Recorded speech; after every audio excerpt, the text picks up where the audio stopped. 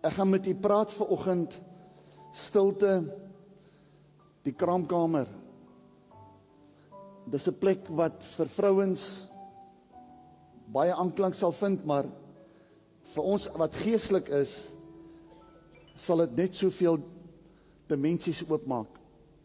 Stilte is 'n plek waar God jou wil ontmoet. Stilte is 'n afdeling van ons lewens, wat wanneer ons dit toepas, sal ons nuwe dinge ervaar wat God wil doen in ons lewens. Stilte is 'n plek waar God begin te praat. Maar een ding wat die wêreld reg gekry het, is om stilte te verbreek. Die wêreld hou jou besig. Tegnologie hou jou besig. Alles hou jou besig. Jy kan nie stil raak nie, jy weet nie meer om stil te raak nie. En die grootste ding wat aan die gang is jou eie kop. Jou eie kop is so besig, dat jy nie besef die waarde van om stil te word nie. Nou ek gaan jou vra om jou selfoon uit te haal, as jy nie jou Bybel hier het nie. Ek sien min mense bring nog hulle Bybel saam, maar as jy jou Bybel kan oopmaak by die boek van 1 Konings 19. 1 Konings 19. Ek gaan 'n bietjie met jou gesels oor 'n paar Ou Testamentiese figure en wat het hulle ervaar in stilte en hoe het hulle dit ervaar in stilte. Ons kry hierdie 'n magtige man van die Here, Elia. En ons ervaar in sy lewe hoe hy worstel om op plekke te kom waar God met hom kan praat. Hy ken die stem van die Here. Hy is bewus van God. Hy ken God se krag, maar hy beleef hierdie hoogtepunte, maar hy beleef ook hierdie diep depressiewe punte binne in sy lewe. Okay, en ons sien vir Elia by hoofstuk 19 van 1 Konings dat Elia slaan op die vlug.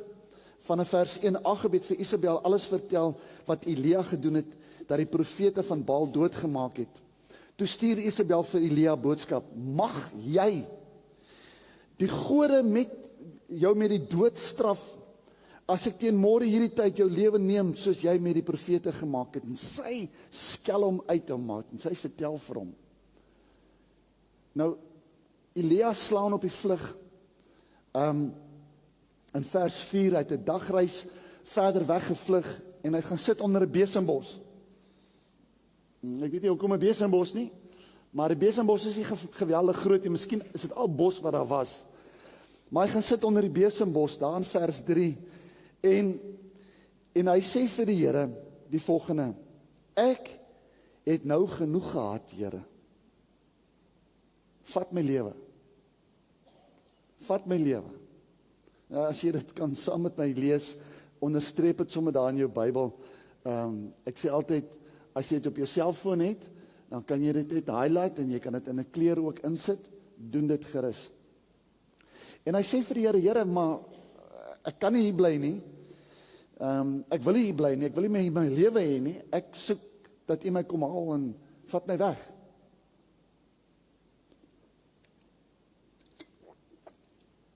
Jy sien, baie mense kom op daai punt, maar hulle hoor nie, hulle luister nie na die stilte nie. Hulle besef nie dis 'n breek in jou lewe om te luister na dit wat God wil doen in jou lewe nie. En dan gaan ons 'n klein bietjie aan, dan kom ons by 1 Konings 19 vers 9.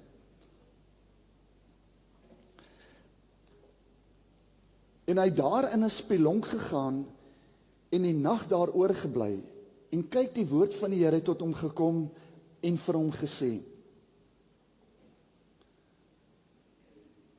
wat maak jy hier?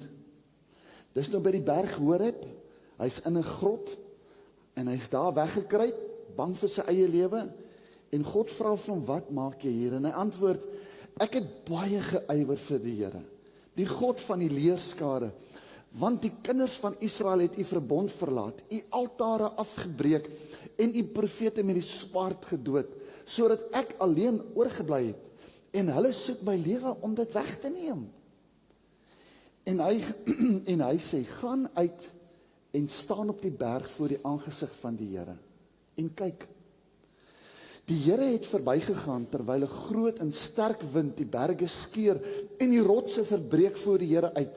In die wind was die Here nie.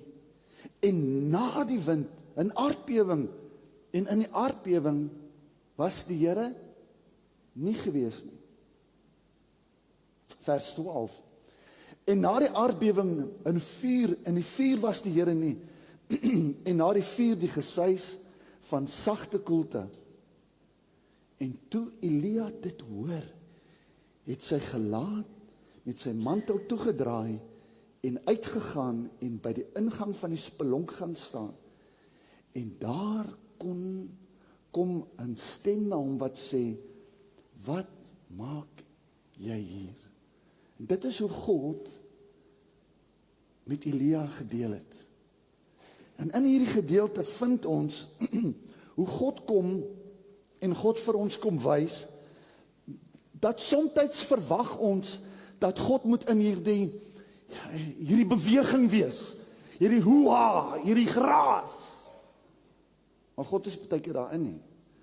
Ek sê nie dat God daarin kan wees nie, ek sê in die konteks van Elia, vind ons, dat God was nie in die wind nie, hy was nie in die aardbewing nie, hy was ook nie in die vuur gewees nie, maar hy was in die sagte gesuis.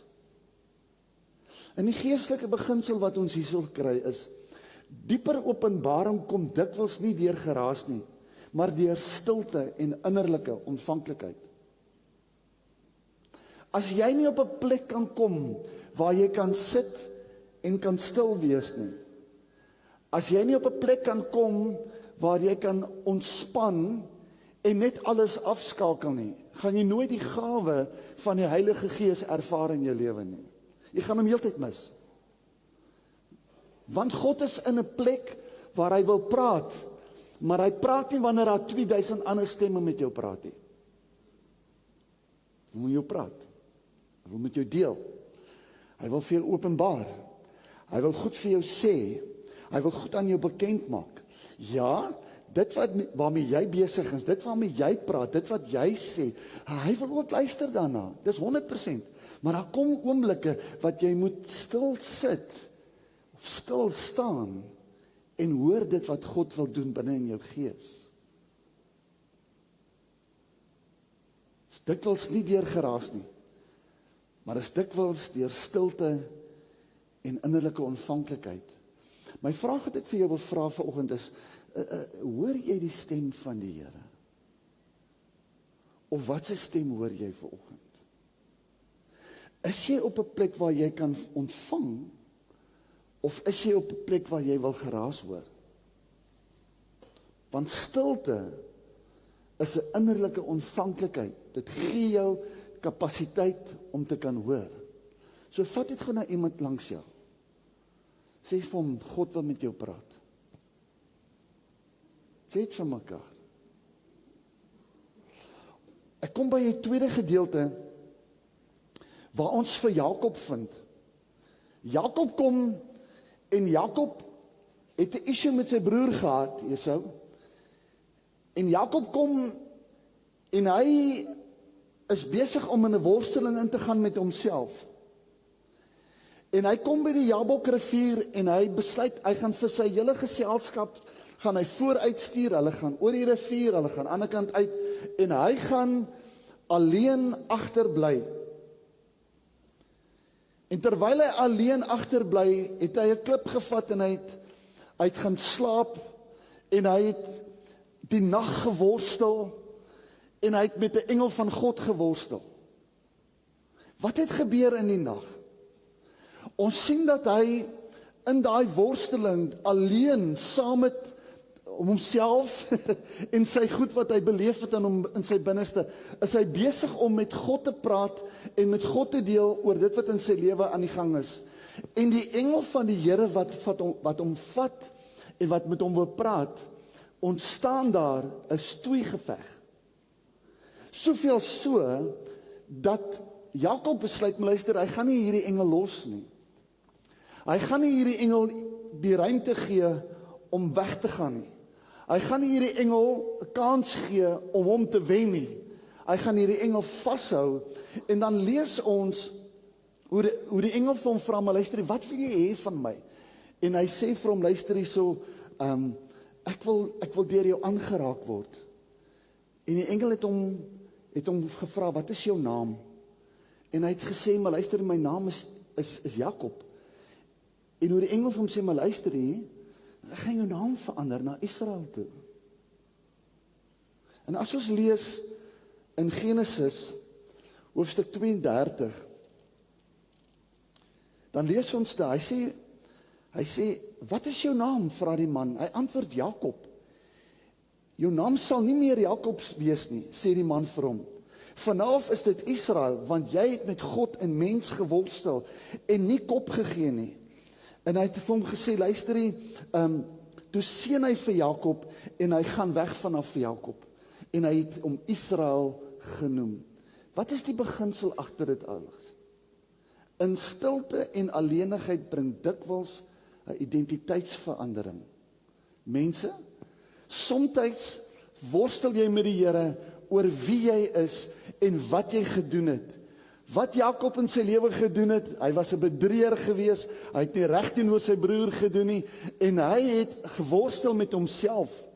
Ek dink dat die engel hom op die heup geslaan het, was 'n goeie ding gewees, want hy was vir ewig mank daarna gewees. Maar hoekom worstel jy met jouself baie keer?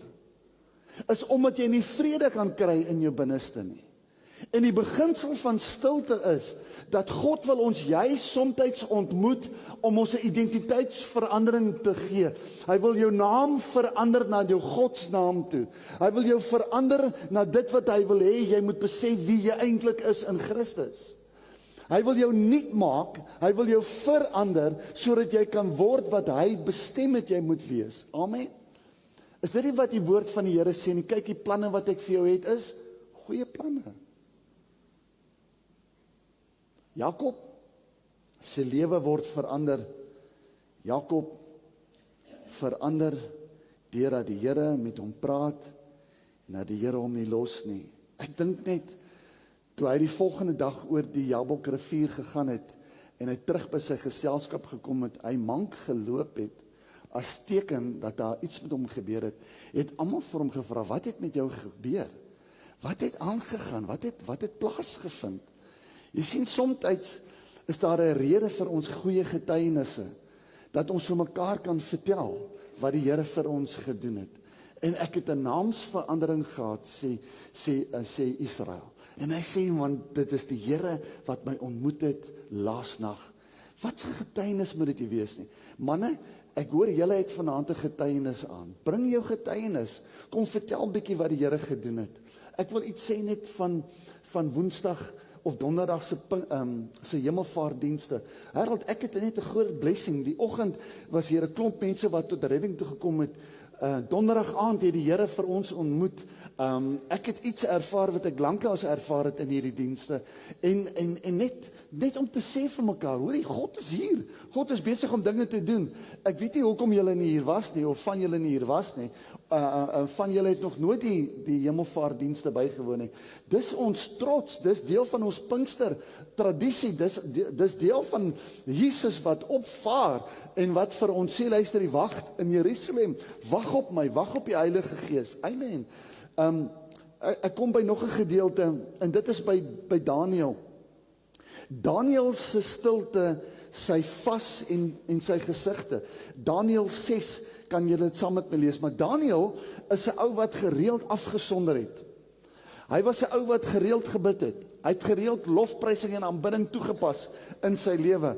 Ek wonder of julle al ooit 'n studie gaan doen het van Daniël se lofprysinge wat hy gemaak het aan die Here.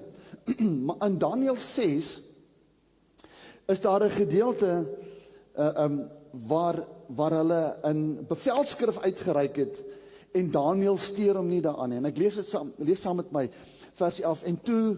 En net toe Daniël verneem dat die bevelskrif geskrywe was, het hy in sy huis gegaan en hy het in sy bokkamer vensters gehad wat oop was in die rigting van Jerusalem. En hy 3 maal op 'n dag op sy knie geval en gebid en lofprysing uitgespreek voor sy God, net soos hy tevore gedoen het. Hy het aangehou om dit te soek wat die Here vir hom wil gegee het. Wat het in Daniël se lewe gebeur? Wat was die resultaat dat hy stil geraak het en gebid het? Wat was die besoekpunte? Wat was die goed wat God vir hom in stilte gebring het en vir hom gewys het? Daniël raak een van ons belangrikste boeke in die Bybel, amen? Want dit vertel vir ons die volgende. Daniël se gesigte, die openbaringe, die profetiese visioene, die engele openbarings, die eindtyd insigte wat hy gekry het. Al hierdie goed het in Daniël gebeur. Hoekom? Omdat hy 'n man was wat stil kon raak. Hy was 'n man gewees wat tye gehad het, wat hy eenkant gesit het. Ek vra gou vir jou die vraag volgende. Het jy 'n tyd ergens wat jy stil raak? Of sê jy vir my, pastoor, jy verstaan nie, my dag is so besig, ek is maar heel dag so 'n bietjie besig met die Here. Terwyl ek in die dag aangaan, is ek besig met die Here. Dis wonderlik, dis uitstekend as jy in daai hoedanigheid besig is met die Here, maar jy mis die geheim van stilte.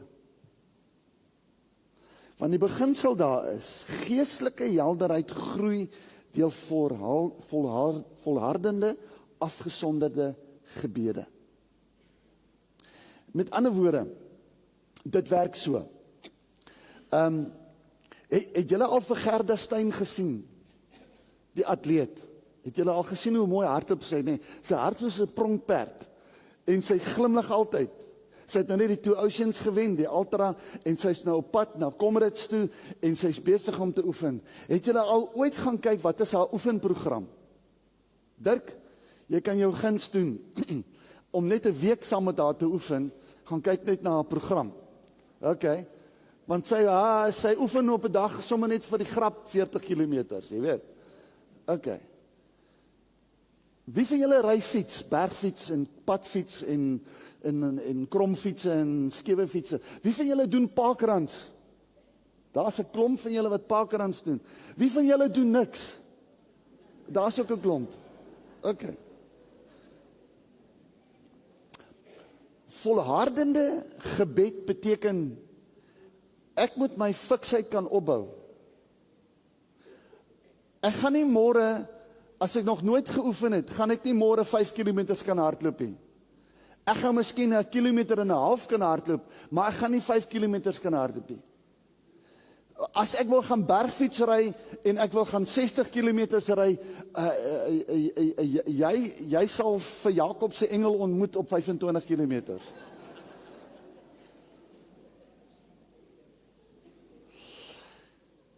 As ek wil gaan 'n halfuur gaan spandeer in gebed en lofprysing en aanbidding, gaan ek begin vashak na 7 minute as ek nie fiks genoeg is nie. Wat beteken dit? Ek moet voortdurend begin oefen om stil te raak. Voortdurend moet ek leer om my liggaam te dissiplineer om stil te raak.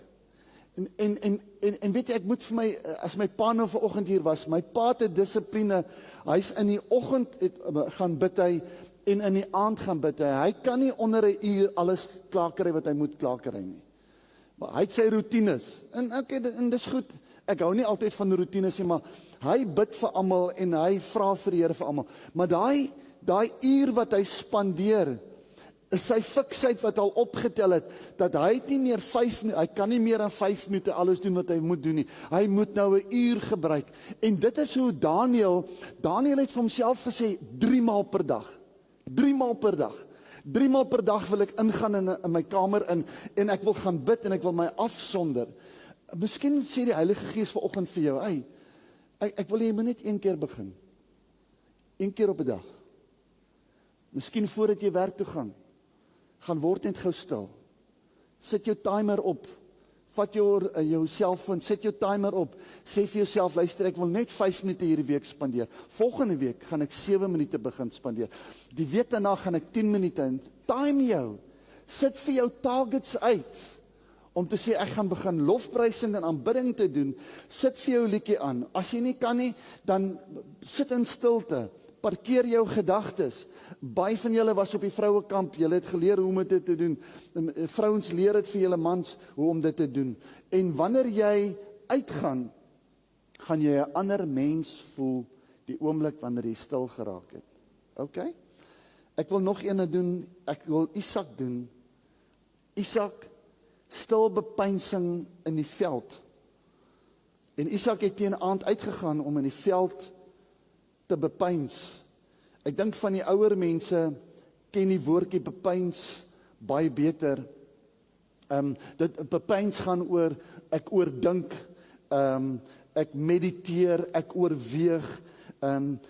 Dit word veral gebruik in die konteks van ek dink na, ek prosesseer my gedagtes. Maar Isak, en ek wil dit nou vanmôre gee vir al die jong mense wat nog nie getroud is nie. Want toe Isak sy kamele vat en in die veld ingaan en hy gaan bepeins, toe kom daar 'n ander groep kamele met 'n dametjie op. En hierdie dametjie se naam was Rebekka gewees, en terwyl sy by Jakob of by Isak se geselskap uitkom en sy sien hierdie jong man ernstig besig om af te sonder, sien sy, maar hierdie is 'n merkwaardige mens, en sy vra vir haar geselskap, wie is hierdie man? En hulle het vir haar gesê, dit is Isak. En in die oomblik toe sy dit hoor, toe het sy haar gesigbandjie weer opgesit en haar gesig toegemaak. Maar wat dit vir ons leer uit hierdie gedeelte uit, dat wanneer jy afsonder, kan jy dalk jou vrou ook ontmoet. Want die hele gedeelte gaan nou daaroor, dat Isak vir Rebekka ontmoet het in die veld, terwyl hy bepeins het. En ek wil dit sê vanoggend, jong mense, weet jy wat, miskien moet jy ook begin bid, miskien moet jy ook begin bepeins, miskien moet jy ook begin ergens op 'n plek gaan sit, jy weet, trek jou hardop klere aan en gaan sit buitekant op die hoek van die straat en wag tot daar 'n jong dametjie verbykom, jy weet. Vra. Dit was 'n ontmoeting gewees, daar aan die woestyn, in stilte. Maar ek wil jou verseker vanmôre, weet jy wat? Ek wil julle nou nie vertel hoe ek my vrou ontmoet nie, maar dit was stille bepeinsing gewees. Maar my bepeinsing het baie lank aangehou, want sy het my nie raak gesien nie. En al het ek hoeveel tantrums gegooi, het sy my nog steeds nie raak gesien nie. Maar uiteindelik, jy weet, uiteindelik het dinge gebeur. Maar daar's 'n konteks in vandag se lewe, ouens, jong dames, jong mans, dat wanneer ons lewensmaat soek, vra die Here van ons, gaan vra dit eers van die Here. Gaan maak seker by die Here. Gaan wag op die Here. Gaan bid tot die Here, totdat die Here vir jou paaie laat kruis en jy by mekaar uitkom en vir mekaar ontdek soos wat jy mekaar moet ontdek, soos wat dit hoort binne in 'n konteks van ons lewens. OK, hierso is 'n gedeelte. Die patroon in die Ou Testament is afsondering, ontmoeting en sending. Met ander woorde, afsondering in die woestyn, God spreek en daar volg leierskap in Elia se lewe. Die berg, die openbaring, die profetiese taak wat uitkom, daar stilte, identiteit en roeping, alleenheid, innerlike reiniging, geestelike gesag. Alles gebeur binne in die ruimte van stilte. Wanneer ons in stilte inkom, dan begin ons te beleef dit wat God wil doen. Die vroeë Christene het die Ou Testament patroon baie ernstig opgeneem. Luister gou mooi. Hulle het gesê stilte ontmasker die hart. Eensaamheid breek selfbedrog. Met ander woorde, dit wat jou eie gedagtes heeltyd vir jou sê, Daar's soveel van ons jong mense, daar's soveel van ons mense vanoggend wat hier sit. Jou eie gedagtes is besig om vir jou te lieg. Dit sleer jou in 'n maalkolk van negatiewe gedagtes en jy worstel met jou eie gedagtes.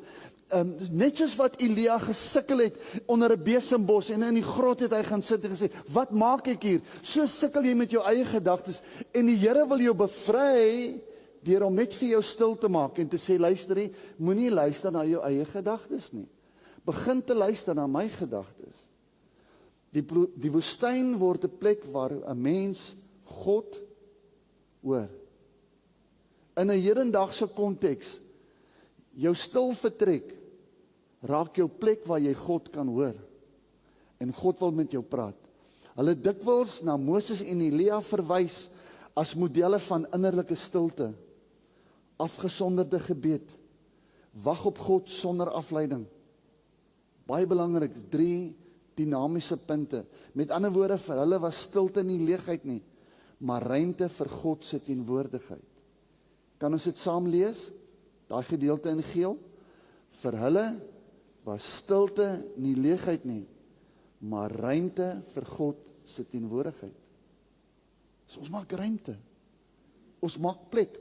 Ons maak spasie. Ons gee vir God 'n geleentheid om in ons te praat en in ons te deel dit wat hy graag wil doen. En hoe hy dit wil doen is up to him. Die vroeë Christene het 3 dinge beklemtoon. Nee, stilte suiwer die hart. Stilte suiwer die hart. Wanneer geraas stil word, kom verborgenhede van die hart uit. Dis primêr, dit is die belangrikste. Ek wil weer sê, Hilda, staan net gou op jou voete, dat almal net weet wie jy is. Dinsdae is hier 'n gebedstyd. Daar's hy. Hilda hanteer dit vir ons. Dinsdae, as jy kan afskakel, sit net jou goed neer, kom kerk toe, kom bid saam, kom wag, hier is tyd vir stilte, hier is 'n gedissiplineerde tyd, waarin jy kan stil word, en waar jy God kan kom ervaar. Afsondering maak jou ontvanklik, nie omdat God net daar praat nie, maar omdat die mens daar begin te luister. Openbaring vra wagtyd. Baie mense wil onmiddellik hoor, maar in die skrif kom Openbaring dikwels na wagtyd, vas, stilte en gebed. Ek wil so graag vir u leer vanmôre dat as jy gaan kom op die punt waar jy kan stil word, gaan jy 'n ervaring hê wat geen mens vir jou kan oorvertel nie. Jy gaan begin ervaar dit wat God wil sê binne in jou lewe. En ek wil begin afsluit met hierdie gedeelte van Johannes op Patmos. Johannes was een van die disippels gewees. Hy word verban na die eiland Patmos. En die woord van die Here sê daar so, ek was in die gees op die dag van die Here. Ek was in die gees op die dag van die Here. Harold, weet jy wat, ek bid dit vir ons Pinkster, dat ons vanaf Saterdag aand sal ervaar, dat ons in die gees van die Here sal beweeg, dat ons God se gees sal ervaar in elke oomblik van wanneer ons gaan saamkom. Moet nie hierdie week mis nie, asseblief. Saterdag aand, sit jou tyd uit. Daar is nie rugby nie, ons het al ons rugby omtrent verloor in die eindstryd hierdie naweek. So laat die finale maar plaasvind. Kom Saterdag aand, sit vir jouself uit, luister, I'm going to spend time in God's presence. Amen.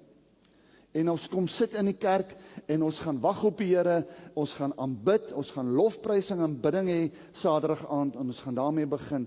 En dan Johannes op Patmos, nê. Miskien kan jy vanmiddag net gou gaan Google. Gaan Google net gou wat het met Johannes gebeur. Weet jy, Johannes was deur die keiser verwerp gewees. Hulle het hom in 'n pot warm kokende olie gegooi om hom dood te maak. En terwyl hulle hom in 'n pot, ek praat nou van 'n pot, nee, nou 'n ordentlike pot, warm olie, het hulle hom daarin gegooi. En weet jy wat die woord van die Here leer vir ons? Dit het hom niks gemaak nie. En toe die keiser so bevoeterd gewees, dat hy hom verban het na die eensaamste plek waar hy is, en dit was die eiland Patmos. Ek wens somtyds, ek kan op die eiland Patmos gaan sit. Ek is nou reg daar voor my vrou. Sal jy 'n jaar sonder my kan klaarkom?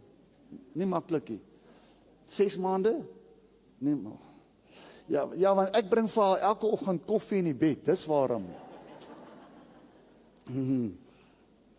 Maar luister, terwyl Johannes op hierdie totale eensame eiland is, en jy kan gaan Google vanmiddag daaroor, gaan kyk hoe lyk daai plek, daar's niks, dit lyk soos die Weskus.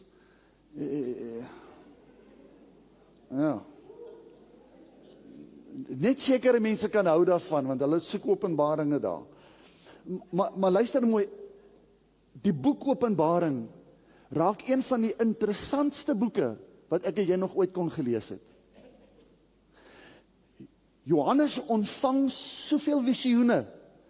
Hy sien beelde. Hy kry beelde van wat in die toekoms gaan plaasvind, ver voor sy tyd, wat ons na smag. Hy kry die beelde van wat met die kerk gaan gebeur en wat die eindtyd gaan wees. En ons leer uit hierdie boek Openbaring soveel goed, dat ek en jy het nog nooit alles by mekaar kon gesit het nie. As jy gaan luister na Dr. Raymond Lombard, ongelooflik, hy skryf boeke op boeke op boeke, want die dimensies van die visioene is so diep, dat geen mens kry einde aan om dit te interpreteer nie. Wat sê ek vanoggend vir die ouens, die Gees van die Here wil vir jou ontmoet, en die Gees van die Here wil in jou dinge spreek. Hy wil vir jou visioene gee, hy wil vir jou drome gee, hy wil vir jou vertel waaroor jou lewe gaan, maar ons hou vas, dit het my ma gedoen, dit het my pa gedoen, en weet jy wat, dis wat in my lewe gebeur het, en is al hierdie stories op stories, en ons hou vaste in, en eintlik beperk ons onsself, dat ons nie kan uitkom by dit wat die Gees van die Here wil doen in ons lewens nie. Die beginsel is, fisiese isolasie het geestelike visies oopgemaak. Amen. Fisiese isolasies het vir ons geestelike visie oopgemaak. En daarom sê die vroeë Christene, hulle sê dat Patmos as 'n beeld gesien, wanneer die wêreld stil word, begin die hemel te praat. En ek wil dit by jou los vanoggend. Is jy honger? Is jy op soek dat God met jou moet begin praat? Die mense op die galery, dis lekker warm daar, ek sien hulle het almal al hulle klere uitgetrek, amper sê ek dit. Dis lekker warm abo. Amen. Het jy al op daai punt gekom, wat jy vir jouself wil sê, die wêreld raak stil, en die hemel begin praat? Ek wil weer sê, by my eie huis, het ek 'n plek waar ek stil raak. Daar's vir alle plek by my bonsai bome en 'n fonteintjie wat daar so borrel soos wat hy moet borrel. Is 'n plek, is 'n bankie, hy's net so hoog van die grond af. En gereeld gaan sit ek net daar en ek luister na die stilte van Christus. Hoekom? Want hy wil openbaar. Hy wil vir my vertel hoe kosbaar is ek. Hy wil vir my sê, luister dit wat in die lewe gebeur het, is alles alright, laat dit gaan. Ek hoef nie meer aan vas te hou nie. Amen. Hy wil vir my leer dat die pyn wat ek ervaar het, is nie meer die pyn wat ek hoef te dra nie. Hy wil vir my leer dat daar in die kerk, in hierdie gemeente, in rotsgemeente, is daar nog goed op pad wat ons nog nie aan gedink het of van gedroom het nie. Amen. Harold, daar's goed op pad wat God hier gaan doen, wat ek en jy nog nie kon neergeskryf het nie, want God gaan dit in ons gees, gaan hy dit openbaar, en hy gaan vir ons vertel, Marco, jy moet jouself regmaak vir nog liedjies en goed wat die Here vir ons gaan gee, om te sing. Dis 'n gemeente wat God gaan ervaar. Ek wil hê jy moet vir jou vrou langs jou sê, of vir jou man sê, luister, ek gaan nie meer dieselfde wees nie, jy gaan 'n ander mens sien, sê dit gou vir hulle.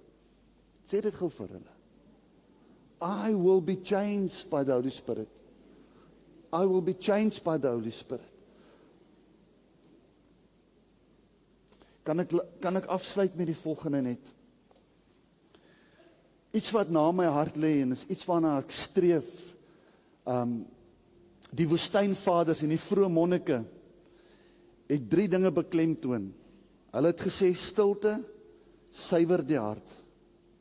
Maak die hart skoon. Maak die hart skoon.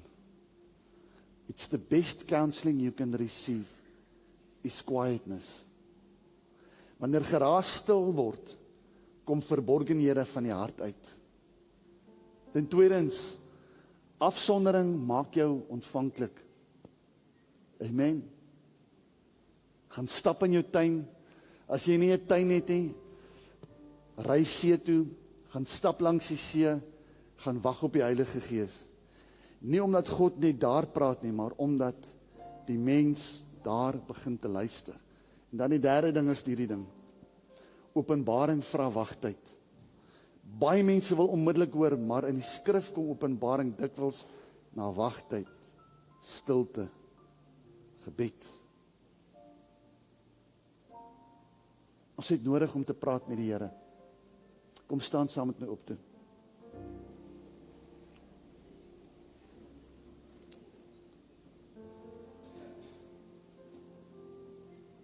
Holy Spirit. Holy Spirit, Holy Spirit, Holy Spirit. Just move in me. Beweeg in my.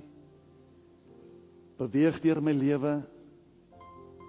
Ek wil hê net daar waar jy staan, wil jy nie saam met my jou hande oplig en sê, Here, ek kom na 'n plek van stilte toe. Kom help my. Kom help my dat ek my gedagtes sal stil maak voor u teenwoordigheid. Kom help my, Here. Laat daar nuwe dinge in my gees gebore word. Laat daar nuwe dinge in my gees ontstaan. Here, ek wil u vra dat u, soos wat u met Johannes gepraat het, dat u vir my visioene sal gee. Geef vir my visioene oor my lewe, gee my visioene oor dit wat u my voorroep. Here, gee vir my gesigte, gee vir my drome. Vul my onderbewussyn met u Heilige Gees. En Joel het gekom en Joel het geprofeteer en Joel het gesê, in die laaste dae, en ek glo ons is in die laaste dae, sal julle ouer mense, sal drome droom, en gesigte sien. Julle jong mense, julle sal visioene beleef, en julle sal hardloop daarmee. Ek wil bid, Heilige Gees, dat jy in hierdie dag, van my linkerkant tot by my regterkant, Here, van die voor tot bo by die galery, in die moederskamers, Here, dat u ons mense sal besoek met u Gees, dat u oor ons uitgegiet sal word. Ek wil profeteer vanmôre, Here, in nuwe dimensies, in 'n manne se lewe, nuwe dimensies in vroue se lewens, Here. Ek wil profeteer, Here, dat u visioene sal laat posvat. Dat mense gaan droom en gesigte sien. Hulle gaan u beleef, soos wat hulle nog nooit voorheen u beleef het nie. As jy dit glo, sê saam met my, dankie Jesus. Ek is gereed, Here. Ek wil dit sien, ek wil dit beleef, Here. Ek het genoeg gehad van my eie stem, Here, my eie kop en my eie worstelinge. Ek wil soos Jakob met u worstel, Here. Ek wil u beleef. Ek wil u hand oor my lewe sien, Here. Ek wil 'n nuwe identiteit wil ek ontwikkel, omdat ek saam met u wandel, Here. Dankie daarvoor. Dankie daarvoor, Here. Hier's iemand wat hier staan en jy sê vir jouself, hoorie, ek is so morsdood in my gees. Ek ervaar niks wat hierdie man sê vanoggend nie. En nou sê die Here vir jou, maar ek is besig met jou. Ek gaan jou morsdood toestand, gaan ek verander in 'n lewendige toestand in. En jy sal my gees ervaar, en jy sal my krag ervaar, jy sal my woord ervaar, dat jou gedagtes sal nuut word, en jy sal begin verstaan wat ek vir jou sê. Jou morsdood toestand sal 'n lewendige toestand word, omdat ek met jou is. Dankie Jesus, Here, ek breek dit vanoggend. Ek breek 'n toestand van wêreldsheid, ek breek 'n toestand van mensheid, Here, ek breek 'n toestand van verlede wat mense terughou, ek breek dit in Jesus naam, en ek dank U dat U Gees nuut maak.